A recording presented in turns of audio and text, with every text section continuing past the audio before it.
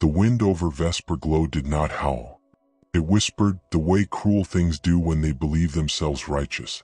Snow crept sideways through the village square, thin and sharp as ground glass, slipping beneath cloaks and into boots, stinging ankles already numb from standing too long. Torches hissed and spat, their flames bent low by the gale, casting warped shadows across the frost-cracked stone. The square itself was ancient, older than memory, older than the village that had grown around it like scar tissue over a wound. Cobblestones lay uneven beneath the snow, worn smooth by centuries of feet, blood, and judgment. The gathered crowd stood in a loose circle, their faces half hidden by hoods and scarves, their breaths creating small clouds that merged and dissipated in the frigid air. No one spoke. Speech would have required acknowledgement, and acknowledgement would have required conscience. Better to remain silent. Better to let the wind carry the weight of what was about to happen. At the center of it all stood Solaith, barefoot, silent. Her arms were outstretched, not in defiance, not in prayer, but because the ropes demanded it. Hemp bit into her wrists, rough and wet, already darkened by blood where the fibers had rubbed her skin raw. The ropes had been tied by Garrett, the blacksmith's son, who had once tried to gift her a wooden carving of a bird. He would not meet her eyes now.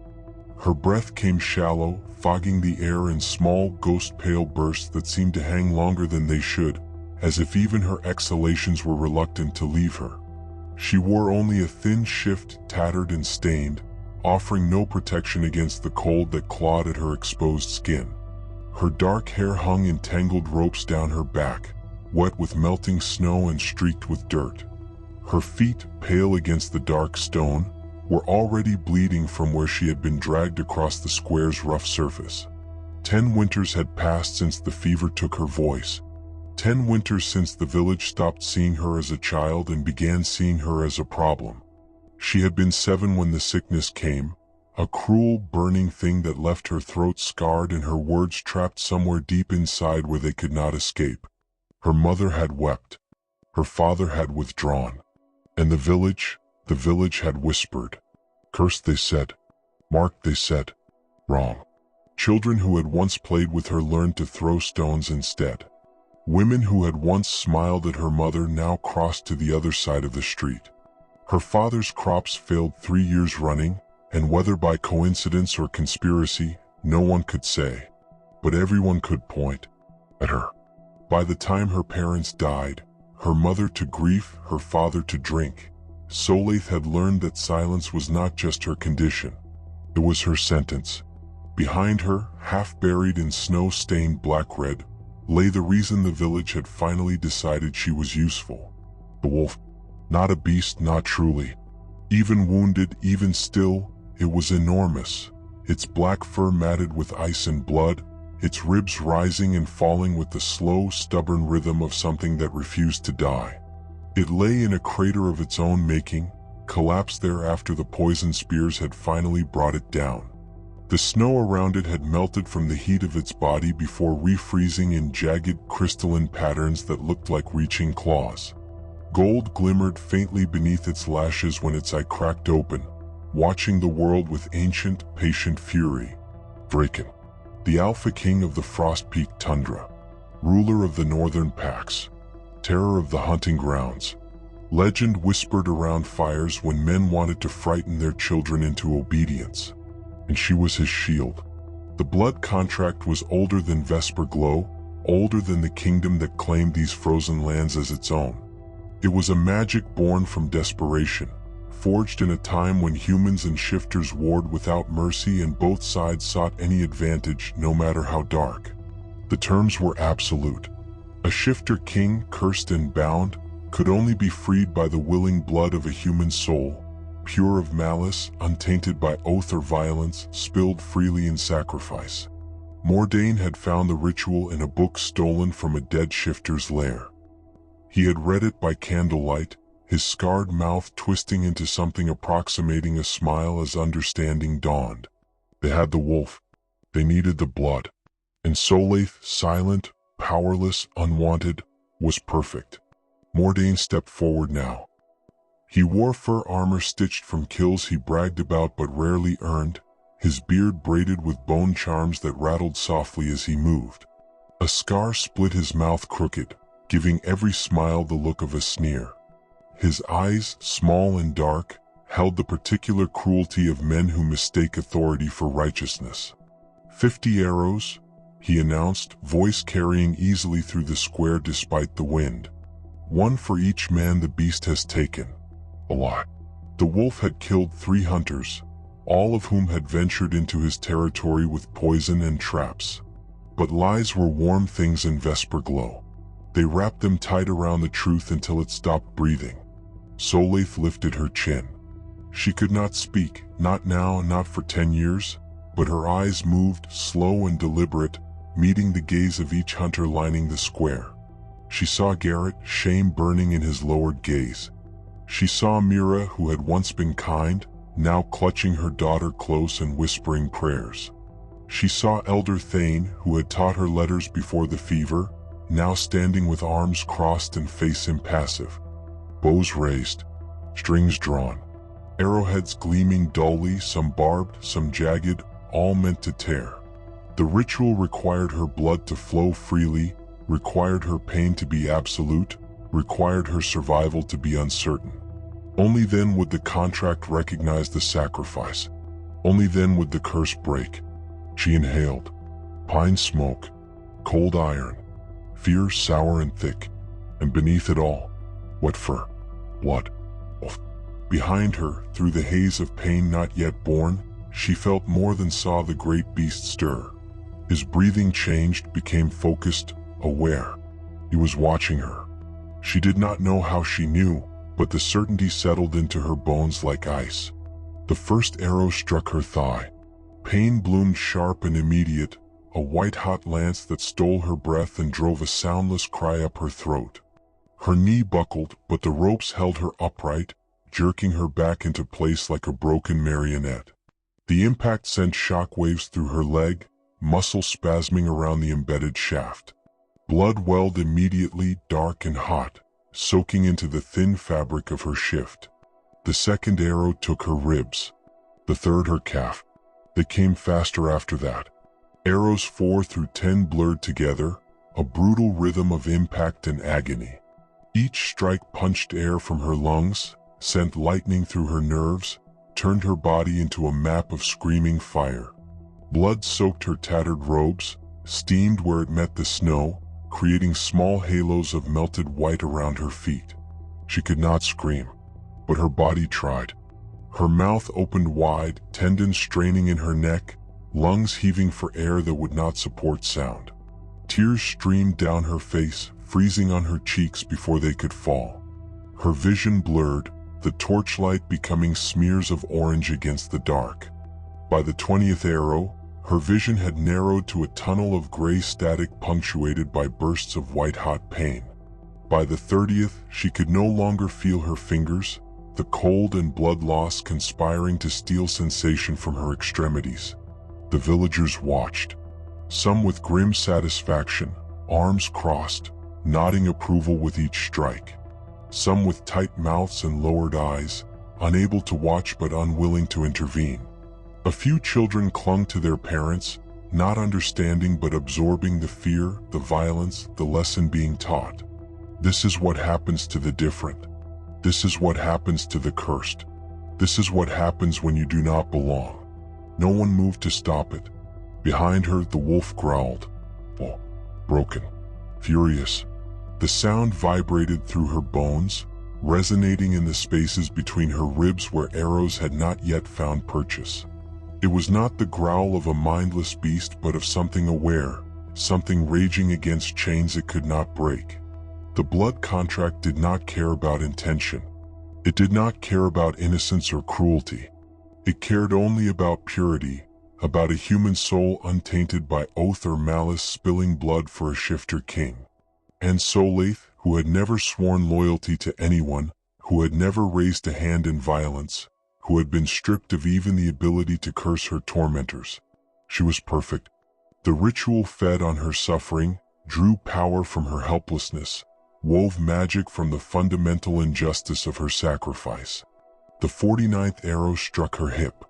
She sagged fully into the ropes now, head falling forward, dark hair clinging to her face with blood and snow. Her breath rattled. Each inhale burned, her punctured lungs struggling to draw air. The world had become distant, sounds muffled as though heard through water. Mordane raised his hand, silencing the archers. The square fell quiet except for the wind and the crackling of torches. "For the final shot," he said, almost reverent, as though this were holy work, "the heart." He drew his own bow, a massive thing of black wood and iron, strung with braided sinew. The arrow he knocked was different from the others, its head carved from bone and etched with symbols that seemed to writhe in the firelight. A killing shot. The ritual required her blood, but it did not require her survival. Mordane drew the string back to his cheek, sighting along the shaft. The 50th arrow flew. It did not strike her heart. It struck her shoulder. Perhaps Mordane's aim faltered. Perhaps the wind shifted. Perhaps some small mercy existed in the universe after all. The impact was unlike the others, slower, heavier, crueler.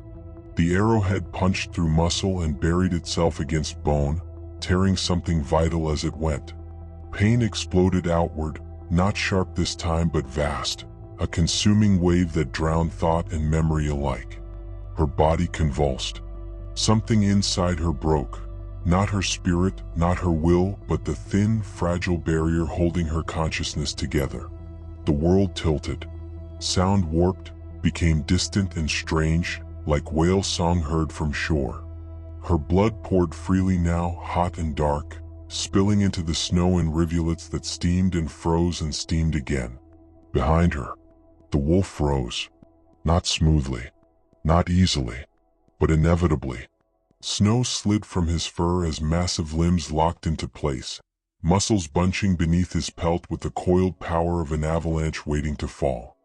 His snarl split the night, a sound so deep and furious it rattled the arrowhead still embedded in Solaith's flesh, vibrated in the stones beneath their feet, sent several villagers stumbling backward in primal terror. Gold light erupted from his eyes, bright as forge fire, bright as the sun glancing off snow. The curse shattered. The sound was not audible but felt, a pressure releasing, a chain breaking, a prison door blown from its hinges by a force that had been building for months. Bones cracked, not breaking but changing. Fur receded in waves, melting into skin stretched over muscle forged by war and winter. The wolf's spine straightened, vertebrae realigning with sickening, thunderous pops that echoed across the square. His snout shortened, jaw restructuring itself with wet, grinding sounds. Claws retracted into hands, large, scarred, shaking with barely restrained violence. The transformation was not gentle. It was not beautiful. It was brutal and absolute, the magic tearing through him with the same merciless efficiency that had bound him in the first place. Where the Alpha lay moments ago now stood a man nearly 7 feet tall, naked to the storm, black hair whipping around a face carved from fury and grief. His skin was marked with scars, claw marks, bite wounds, the evidence of a life spent fighting. His eyes, still burning gold, fixed on the crowd with an intensity that made grown men whimper. Vrakon inhaled, and the world trembled. He moved faster than fear, faster than thought.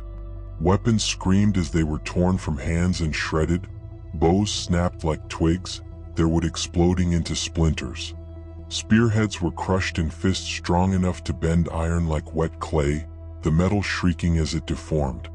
Arrows were plucked from the air and broken, their shafts tossed aside like kindling. Mordane barely had time to stumble back before Vrakon's shadow swallowed him whole. The Alpha King leaned close, close enough that Mordane could smell the blood and rage on his breath, could see every terrible detail of the face that would haunt his nightmares forever. Vrakon's hand closed around Mordane's throat. Not squeezing. Not yet. Just holding. A promise. Run, Vrakon said, voice low and rough as avalanche stone. each word scraping out like gravel. And remember what mercy cost you. He released Mordane, who collapsed into the snow, gasping, terror bright in his eyes. Then Vrakon turned. Solaith was slipping. Her head lolled, eyes half closed, lashes heavy with frost. Blood soaked the snow beneath her feet in a dark, spreading bloom that looked black in the torchlight. Her lips had gone blue. Her breathing was shallow, irregular. Vrakon caught her as she fell. She weighed almost nothing in his arms, too light, too fragile, too close to death. He tore the ropes free with a single wrenching pull, the hemp snapping like thread. The sudden release sent her body sagging completely into his hold. He lifted her against his chest, cradling her with a gentleness that contradicted every terrifying thing he had just done. Her blood smeared across his skin, warm and sticky, binding them more surely than any vow. The blizzard rose as if summoned, snow falling harder, wind howling louder, the storm itself seeming to react to the broken curse and the broken girl bleeding in the Alpha's arms. And Vrakon vanished into it, carrying the silent girl the village had tried to kill, leaving behind broken weapons, broken lies, and the first crack in Vesper-Glow's long frozen cruelty. The square emptied quickly after that. No one spoke of what they had seen. No one questioned whether they had done right. They simply returned to their homes, barred their doors, and pretended the screaming in the wind was only weather. The blizzard did not stop them. It followed, as though the storm itself wished to witness what would come of spilled blood and broken curses. Vrakon moved through the frost-peaked tundra with relentless purpose, bare feet sinking into drifts that would have swallowed horses whole. Snow sliced at his skin like tiny blades, each gust drawing thin lines of blood across his chest and shoulders. Wind clawed at his hair, whipping it into his face, but none of it slowed him. His arms were locked around Solaith's limp form, her head tucked beneath his chin, her blood warm against his chest even as the cold tried to steal that warmth away. She smelled of iron and frost, and something else, something unbearably human, a fragility that made something in his chest tighten, a vulnerability that triggered every protective instinct he possessed. Each step carried them farther from Vesper-Glow and deeper into the white nothingness where sound died quickly and the world felt unfinished, unmade, as though they walked through the spaces between creation. The only rhythm was Vrakon's breathing, slow, controlled, but threaded with an undercurrent of rage he did not dare unleash while she still lived. His mind turned as his body moved. The curse had lasted 3 full moons, 90 days of being trapped in wolf form, unable to shift, unable to speak, unable to lead his pack. 3 months of watching his territory through animal eyes while his beta, his brother in all but blood, had smiled and promised the pack that their king would return. He had believed that promise for exactly 1 moon. The 2nd moon he had begun to suspect. The 3rd moon, he had known with terrible certainty that Keldon had no intention of breaking the curse. That Keldon wanted the throne. That Keldon had been the one to slip the binding poison into his drink during the winter feast, laughing and clapping him on the shoulder even as the magic began its work. The pack had mourned their alpha. Keldon had worn that mourning like a crown. And Vrakon had run, driven by instinct, by rage, by the desperate need to find some way to break the curse before Keldon's patience ran out and a hunting party was sent to ensure the wolf never shifted back. He had ended up near Vesper-Glow by accident, following a caribou herd. The hunters had found him weak from hunger and cold. The poison spears had finished what winter had started. And then there had been her. Standing in the snow with ropes cutting into her wrists and terror in her eyes, but her chin lifted, defiant. Standing between him and 50 arrows. Bleeding for him.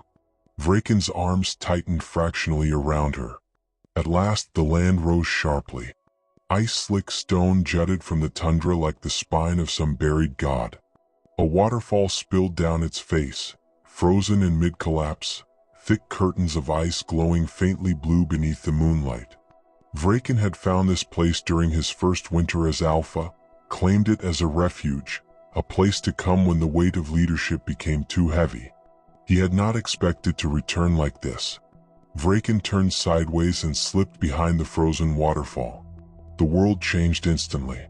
The roar of wind dulled to a distant hush, replaced by the deep, echoing drip of meltwater from higher up where geothermal heat kept the very deepest ice liquid. The cave beyond was vast but sheltered, its walls ribbed with ice and ancient stone that had been shaped by water over millennia. Heat breathed faintly from the earth itself, a warmth that rose from cracks in the cave floor, enough to soften the air and turn exhalations into mist instead of knives. Moonlight filtered through the ice in strange, refracted patterns, painting everything in shades of blue and silver. Vrakon laid her down on a bed of furs. Old ones, well kept, prepared long before tonight. He had gathered them over the years, bear pelts, caribou hides, the soft inner fur of winter rabbits. They smelled of sage and smoke from the last time he had been here, from the fire he had built while contemplating the weight of a crown and the loneliness it brought. That realization struck him harder than any blade. He had prepared this place for solitude. Now it held two. He knelt beside her, golden eyes scanning her body with ruthless focus. Arrows protruded at brutal angles, thigh, ribs, calf, hip, shoulder. Some had punched clean through, their bloodied tips visible on the other side. Others were lodged deep, their shafts quivering with each shallow breath she took. Blood soaked the furs already, pooling beneath her, spreading in dark stains that looked black in the dim light. She did not stir. For the first time since the curse shattered, fear wrapped its claws around his heart. "No," he murmured, pressing his fingers to her throat. For a terrible moment he felt nothing. Then, a pulse fluttered beneath his touch. Weak, irregular, but there. Relief hit him like a physical blow, stealing his breath, making his hands shake. She was alive. Barely, but alive. He moved quickly then, efficient, practiced muscle memory taking over. A fire sparked to life beneath his hands, coaxed from flint and kindling he kept stored in a dry alcove. The flames caught eagerly, spreading warmth into the cave.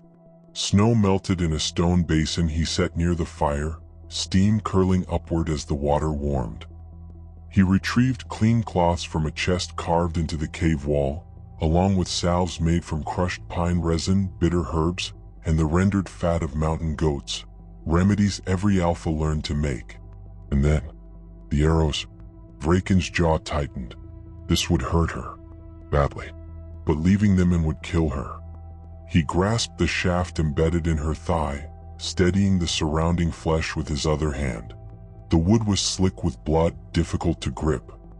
His touch was careful, almost reverent, as though she were something fragile and holy rather than broken and bleeding. He looked to her face. Solaith's lashes fluttered. Dark eyes opened, unfocused at first, swimming with pain and confusion. Her gaze drifted across the cave ceiling, taking in the ice and stone, the dancing firelight. Then she saw him.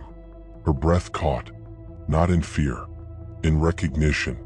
Her gaze locked onto his, holding with startling intensity, as if she were memorizing him, anchoring herself to the world through the gold of his eyes. Her brows knit faintly, not in pain yet, but in question. "Who are you? Why are you helping me? What happens now?" He nodded once. "A promise? I will not let you die." Then he pulled. The arrow came free in a wet, brutal slide, tissue tearing, blood flowing fresh. Her body arched violently, back bowing off the furs. A silent scream tore through her expression, mouth open wide, tendons standing out in her neck. Her hand flew up, fingers clawing into his forearm, nails biting deep enough to draw blood. Vrakon did not move away. He held steady, anchoring her, letting her hurt him if it helped. "Look at me," he said softly. "Stay." She did. Tears spilled, hot and sudden, tracking down into her hair. Her breathing hitched, shoulders trembling, but she did not look away. She held his gaze like a lifeline, like the only solid thing in a world gone liquid with pain. He cleaned the wound with warmed water, packed it with salve-soaked cloth, wrapped it tightly enough to slow the bleeding without cutting off circulation. Again and again. Each arrow was its own small death. The one in her ribs came out with a sound like wet paper tearing. She convulsed, gasping soundlessly, fingers scrabbling at the furs. The one in her calf required him to brace his knee against her leg to get proper leverage. When it came free, she kicked reflexively, catching him in the chest hard enough to leave a bruise. He worked methodically, speaking to her between each extraction. Low, steady words that she probably could not understand through the pain, but that seemed to help anyway. You are strong. You are brave. Stay with me. By the third arrow, her strength was failing. Her grip loosened. Her head rolled to the side, lips parted soundlessly, eyes glassy with exhaustion and shock. Vrakon hesitated. Then, slowly, deliberately, he cupped her face. His hand was large enough to cradle her skull, his palm rough with calluses against her cheek. His thumb brushed beneath her eye, catching a tear before it froze. You are safe, he said. She stilled. Those words, so simple, so impossible, seemed to sink into her bones. Her gaze sharpened, fixed on him with something dangerously close to hope, dangerously close to belief. When had anyone last told her she was safe? When had anyone last meant it? The final arrow was the worst, the one in her shoulder. The flesh around it was swollen, darkened, trembling with every breath. Blood had soaked through the fabric of her shift, creating a wet, heavy patch that steamed in the cave's warmth. The arrow had gone deep, the barbed head likely lodged against bone or worse. Vrakon braced himself, muscles coiling, breath steady. He leaned in close, his forehead nearly touching hers.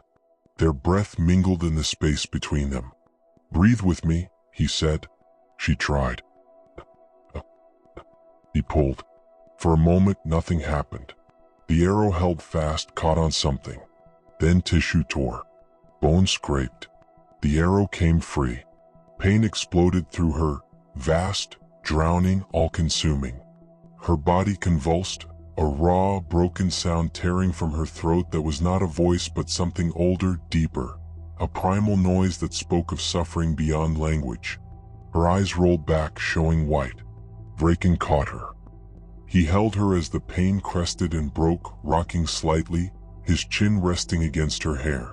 For a long moment, he did nothing but breathe with her, his chest rising and falling in rhythm with hers, anchoring her to consciousness through the simple act of shared breath. When he finally laid her back down, the arrows were gone. Blood still flowed, but slower now, cleaner. No longer the rushing tide, but a manageable seep. The cave smelled of iron and pine and steam. Solaith slept deeply. Her body surrendered to exhaustion, to blood loss, to the simple, overwhelming need to heal. Vrakon sat beside her through the long hours. He did not shift. He did not rest. He watched. The fire burned low, then lower, and he fed it with careful hands. He changed her bandages when blood seeped through. He adjusted the furs when she shivered, piling them higher, tucking them around her shoulders. Memories crept in where silence allowed them. I was not always alone, he said quietly, voice meant for stone and shadow, for the sleeping girl who could not hear him but whose presence made the speaking easier somehow. My beta was my brother in all but blood. Keldon. We grew up together, fought together, survived the culling together when we were barely old enough to shift. Vrakon's hands curled slowly into fists.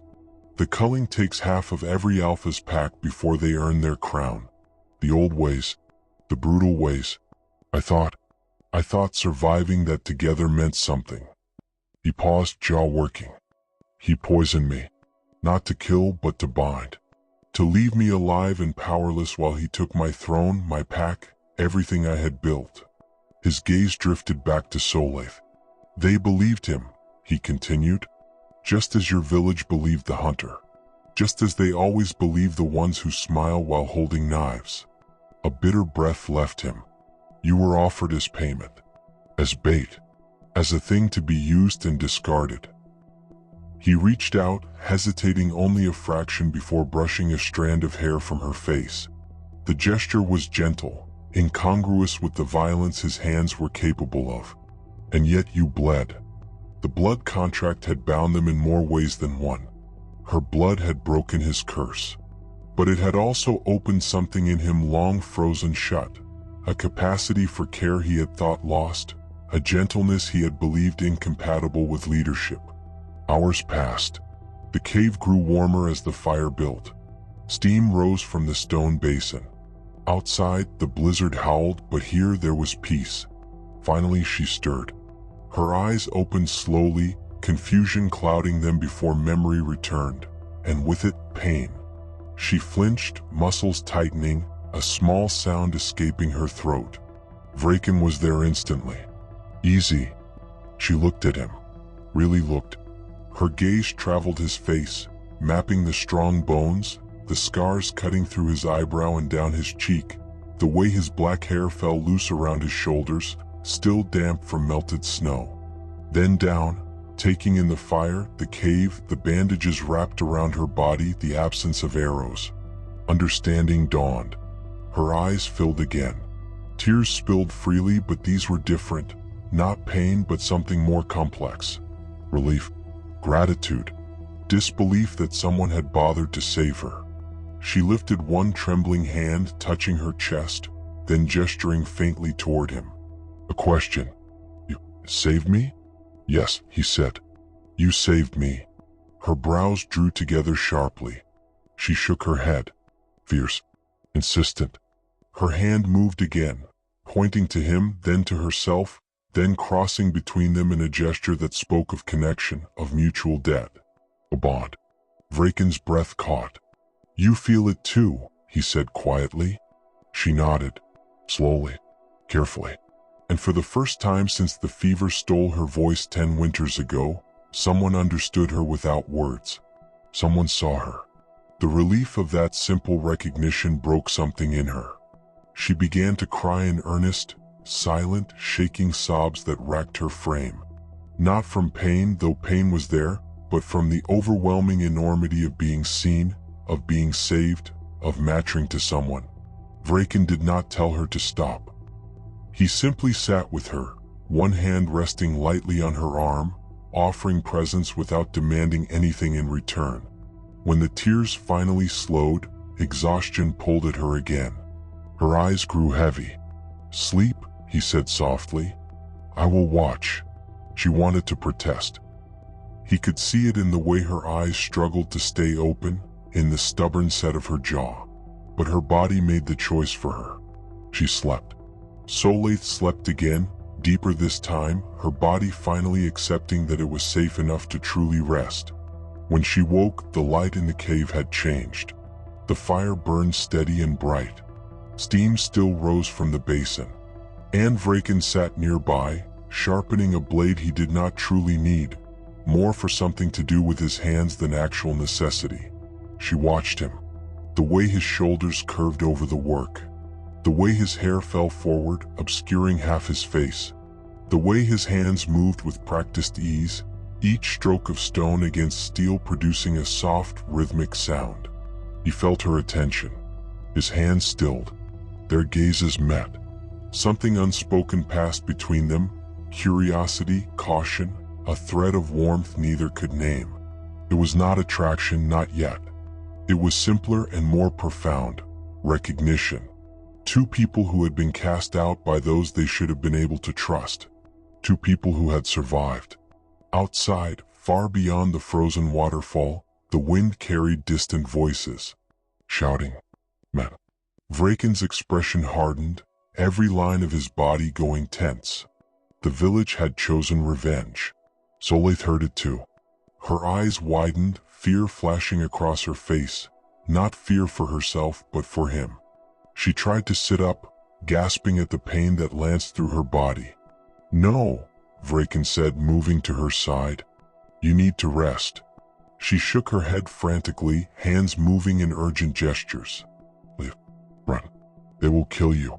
They will try, he said, voice flat. Her expression crumpled. She grabbed his wrist with surprising strength, pulling him closer, her eyes desperate. Please.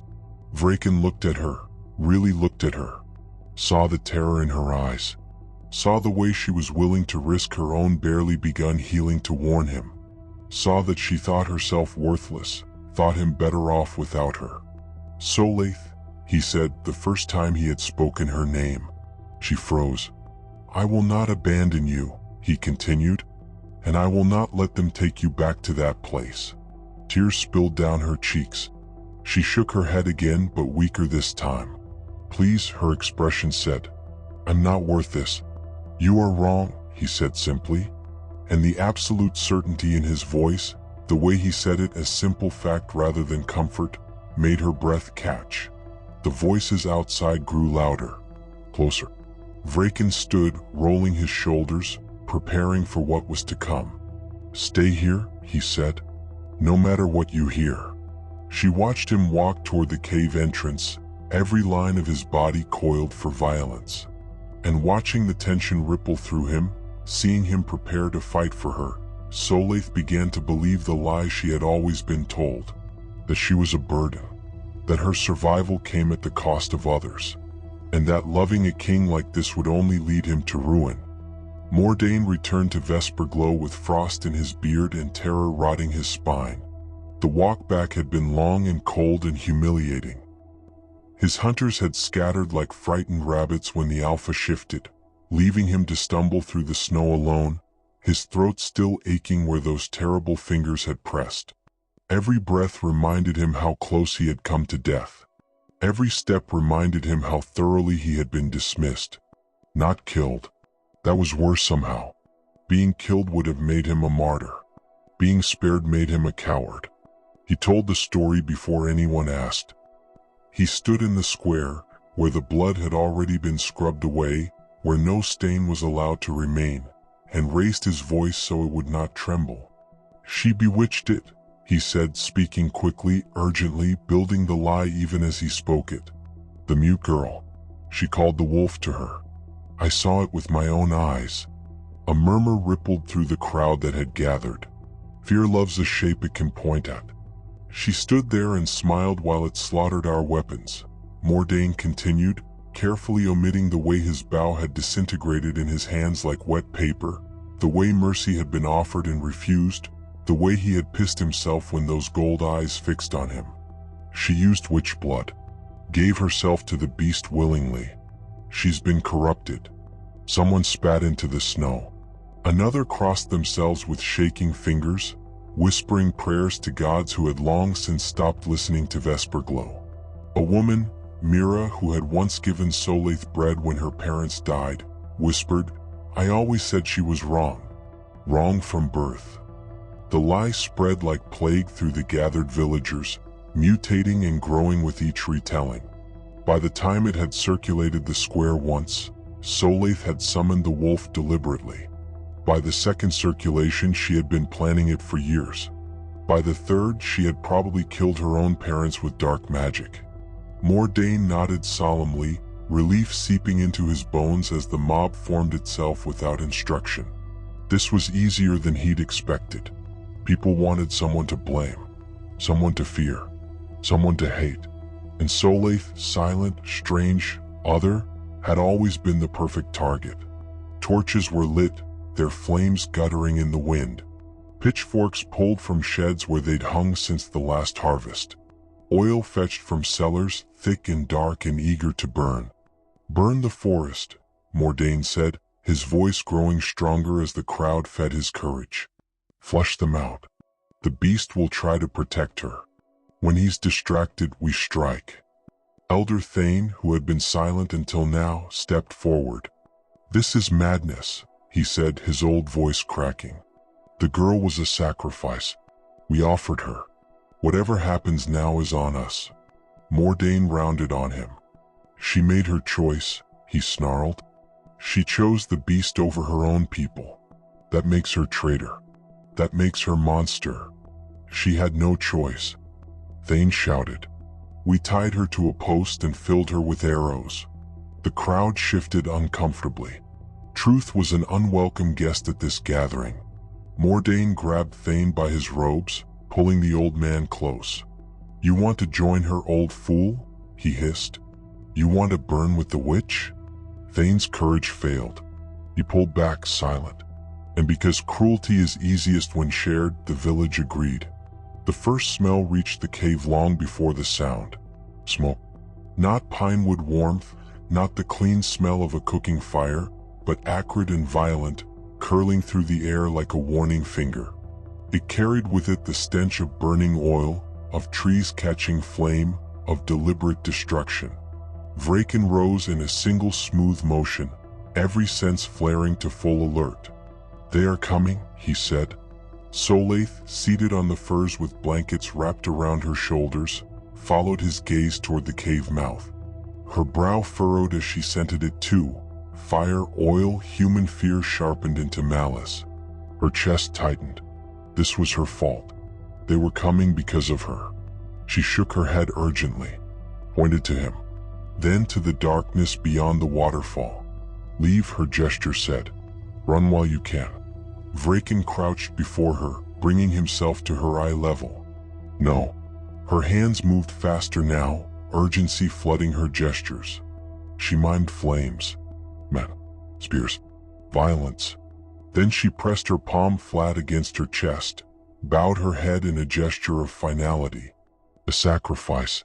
She would go back, would face them, would give herself up if it meant he could escape. "No," he repeated, firmer this time. She stood, unsteady, legs shaking but determined, and took a step back. Then another, putting distance between them, making it easier for him to leave her behind. Her eyes burned with resolve and something heartbreakingly familiar, the certainty that her existence only brought pain. The bone-deep belief that she was not worth saving, not worth fighting for, not worth the trouble. 10 years of being told she was cursed had taught her this lesson well. Vrakon's hand snapped out, catching her wrist. Not roughly, but absolutely. "Solaith," he growled. She flinched at the intensity in his voice, but did not pull away. "I will not let you leave me to die alone," he said, voice roughening with emotion he did not bother to hide. "And I will not let you believe their lies." She lifted her chin, tears gathering but not yet falling. Her hands trembled as she gestured. "They want you. I am the bait. I am the curse. Leave me and live." The cave shook faintly. A distant roar of flame as the fire found old, dry wood. Vrakon closed the distance between them in one step. He pressed his forehead to hers, gold eyes blazing in the firelight. "You are not a burden," he said. "You are the reason I stand." Her breath hitched. He inhaled deeply, committing her scent to memory, blood healed, winter clean, uniquely hers. Fear and courage and stubborn, impossible hope. Then, before doubt could steal the moment, he bit. Not hard enough to wound, not gentle enough to doubt. His teeth pressed to the sensitive skin at the nape of her neck, just below her hairline where the neck curves into shoulder. Fangs pricked just enough to draw a single burning bead of blood. Heat flared between them, immediate and electric, rushing through her veins like liquid fire. The mark sealed with a pulse that echoed through bone and breath alike, a claim that resonated in the space between heartbeats. Solaith gasped. Her knees buckled. Vrakon caught her, holding her firmly as the bond locked into place. A brand unseen but undeniable, a claim older than crowns, deeper than words. "Mine?" he breathed against her skin. "By choice, by blood, by the bond that cannot be broken." The sensation was overwhelming. She could feel him, not just his arms around her, but his presence, his emotions, his fierce protective rage, and the gentler current of something that might have been the beginning of love. The mark was not ownership. It was recognition. It was promise. The forest outside howled. The mark answered, pulsing warmth where his teeth had pressed. She clutched his chest, overwhelmed, not by pain, but by belonging so sudden and complete it stole the air from her lungs. Tears spilled freely now, soaking into his skin. "We stand together," Vrakon said. "Or not at all." She pulled back just enough to see his face. Nodded. "What? Firm." He turned toward the cave mouth, fury sharpened into purpose. "Stay behind me," he said. She shook her head, just once, then stepped to his side. Together, they emerged from the cave as partners, not protector and protected. The forest edge was already burning. Flames licked up snow-laden branches, hissing and roaring where fire met ice, painting the night in violent orange and red and terrible gold. Trees cracked as the heat split their frozen wood. Villagers surged forward in a ragged line, torches raised high, weapons gleaming with firelight. The smoke was thick enough to taste bitter and choking. Mordane stood at the front, a fire spear in his hands, a weapon made specifically for this, the tip wrapped in oil-soaked cloth that burned white-hot. When he saw them, both of them standing together, his triumphant expression faltered. The girl was supposed to be dead or dying or at least too weak to stand. Instead, she stood beside the Alpha, her chin lifted, her eyes clear and marked. Even from this distance, even through the smoke, Mordane could see it. The faint shimmer at her nape where pack bonds manifested. The way she stood not behind but beside the beast.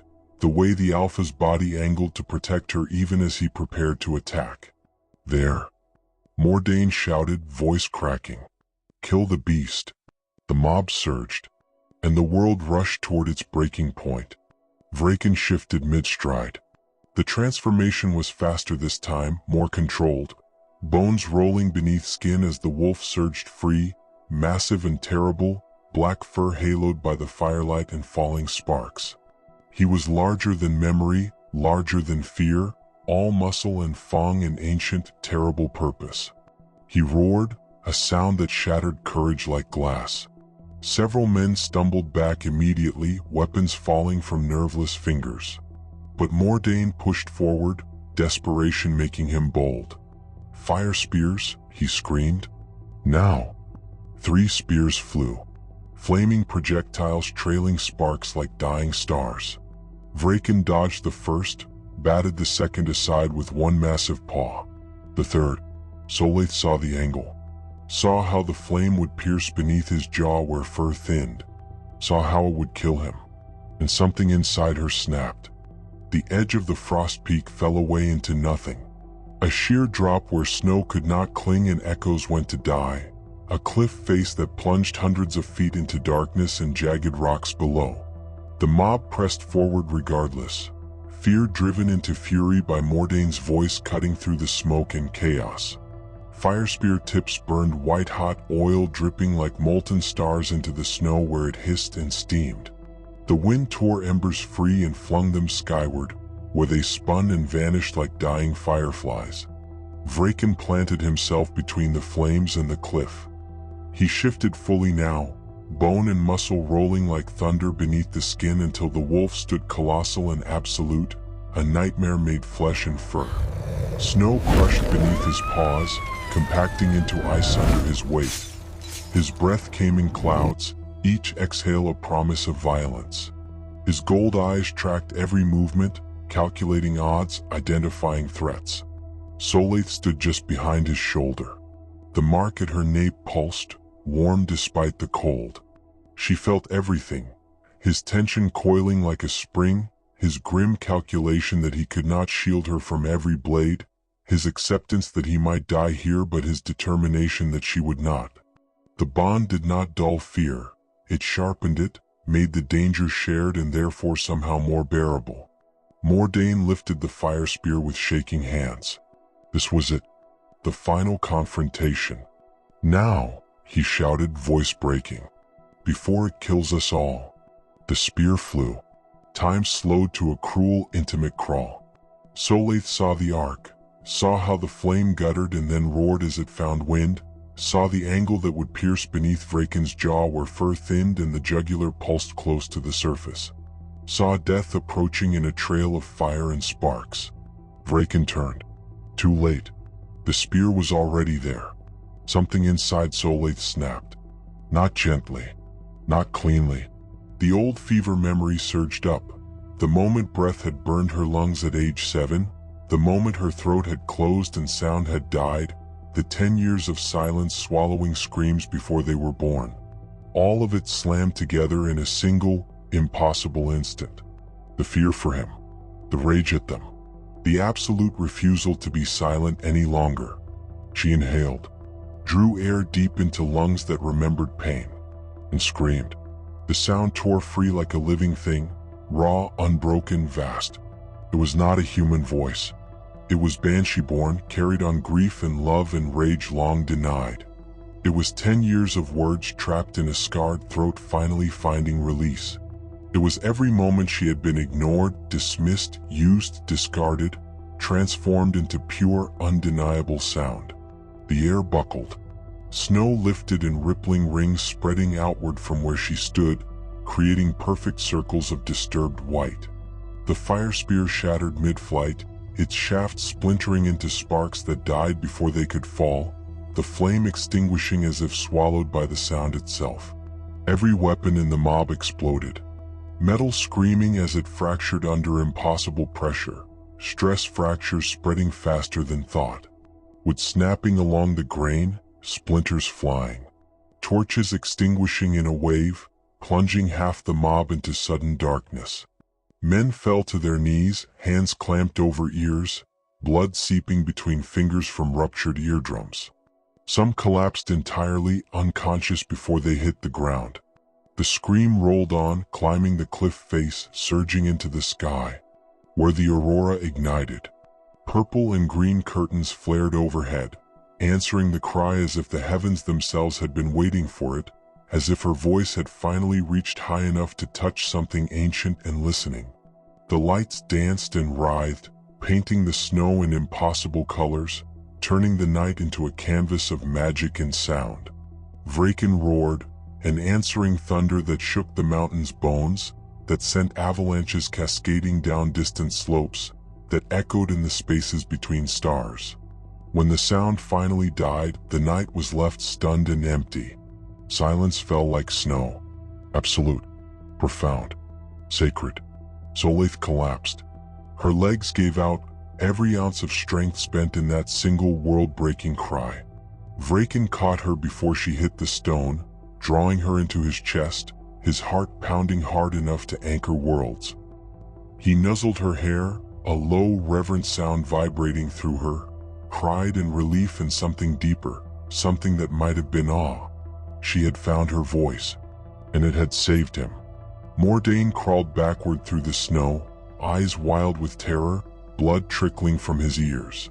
His fire spear lay in pieces around him. His hunters were scattered, broken, bleeding. "You're a monster," he whispered hoarsely. Solaith lifted her head from Vrakon's chest. Her throat burned. Her chest ached like she'd swallowed fire. But when she opened her mouth, her voice came out hoarse, cracked, rusty from disuse. But real. "No," she said, the word costing her everything. "I am not." Each syllable was gravel and broken glass and triumph. Mordane stared at her like she'd become something incomprehensible. "You shot me," she continued, words coming easier now, muscle memory returning. 50 times. Left me to die. Called it justice." She took a shaking breath. "Who's the monster?" Silence answered her. Vrakon stepped forward, towering over the cowering hunter, terrible in his fury. "Go," he rumbled, voice carrying the weight of absolute authority. "And if you ever speak her name again, if you ever think her name again, remember the sound." The threat was clear. The mercy was temporary. The villagers fled, stumbling, crawling, dragging their wounded with them through the snow. They did not look back. They did not speak. They simply ran, driven by primal terror and the certain knowledge that they had crossed a line that could never be uncrossed. Silence returned, soft as snowfall, gentle as breath. The aurora slowly faded overhead, its work done. They did not return to Vesper-Glow. At dawn, the tundra stretched wide and clean before them, unscarred by smoke, washed clean by snow that had fallen through the night. The sky had cleared to pale blue, the kind of crystalline color that only comes after storms. Vrakon walked in his human form now, a heavy cloak of wolf fur around his shoulders. Solaith leaned into his side, steps slow but steady, her hand tucked into his for warmth and support. Ahead lay Wolf Haven, a place whispered about by exiles and runaways, by those who did not fit the rigid structures of human villages or the territorial pacts that dominated the north. A place where pacts were chosen rather than born into, where crowns meant protection rather than obedience, where the scarred and the strange could find belonging. Vrakon had built it slowly, carefully, over the years of his rule, a sanctuary disguised as a stronghold. Solaith would be the first to enter it, marked and claimed. She would not be the last to find refuge there. Vrakon stopped at a ridge overlooking a valley where smoke rose from chimneys. Real smoke this time, cooking fires and warmth, not destruction. He looked down at her, gold eyes soft in the morning light. "Will you come?" he asked, though he already knew the answer. Could feel it through the bond. But he needed to hear it. Needed to give her the choice. Solaith lifted her chin. Her voice was still fragile, scratchy and uncertain, like an instrument relearning its song. But it was hers. "Yes," she said. The word rang clear against the snow, against the morning, against the future unfurling before them. Not a promise of perfection. Not a guarantee of easy days. But a choice. Made freely. Made together. They turned and walked into the valley, into Wolf Haven, into a future built not on fear or sacrifice, but on the quiet, unbreakable promise of belonging. Behind them, the wind erased their footprints one by one. The tundra kept no record of what they had survived. But they remembered, and that was enough. 3 moons later, Wolf Haven thrived. The valley had filled with refugees, shifters cast out by their packs, humans fleeing villages that saw difference as disease. The settlement grew organically, structures rising where they were needed, paths forming where feet walked most often. Solaith stood at the edge of the practice grounds, watching young shifters learn to control their transformations under Vrakon's patient instruction. Her voice had strengthened with use, though it still carried the rasp of those 10 silent years, a permanent reminder of what she had survived. She had learned to see it not as damage but as distinction. A scar can be a story, and her story was worth telling. Vrakon caught her watching and smiled, a rare expression that transformed his severe features into something almost boyish. The bond between them had deepened, no longer just a mark but a living thing, a conversation conducted in feelings and shared glances. She smiled back, and spoke the words that still felt miraculous on her tongue. "Come home soon." 3 words. Simple. Profound. Home. She had one now, and a voice to name it with. The end.